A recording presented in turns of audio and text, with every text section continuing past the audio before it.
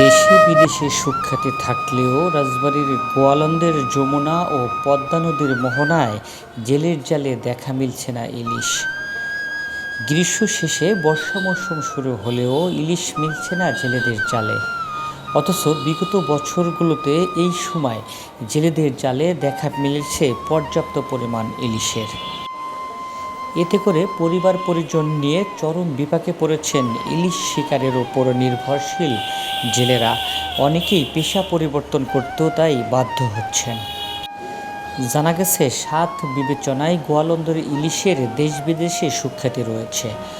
পদ্মা যমুনা নদীর গোয়ালন্দের মোহনা হওয়ায় গোয়ালন্দের ইলিশের বিশেষ স্বাদ পাওয়া যায়।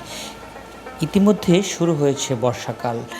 এই সময় পদ্মা যমুনার মোহনায় ইলিশের অবাধ বিচরণের কথা।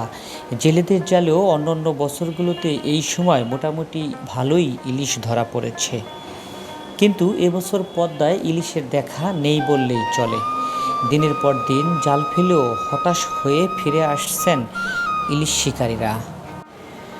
রাজবাড়ী জেলা মৎস্য কর্মকর্তা মোহাম্মদ নাজমুল হুদা বলেন, ইলিশ সাধারণত গভীর পানির মাছ।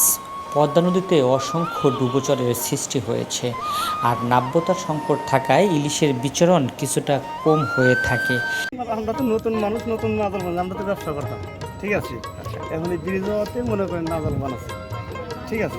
এখন ঘাটে কামের যদি নাই, সরকারের কোনো সহযোগিতা তো আমরা পাচ্ছি না। এই যে অভিযান দেয়, ঠিক আছে, অভিযানের মধ্যে মনে করেন আপনি সুদে লাভে করে চলা লাগে, কোনো সরকারের সহযোগিতা কোনো কিছু পাইনি, ঠিক আছে। ঘুরে যায় আল্লাহ রাতে তবু চুরি করে মাছ মারে, আমাকে তার চুরি করে মাছ মারার কায়দা নেই, আমাকে অনেকটা সম্পদ, ঠিক আছে।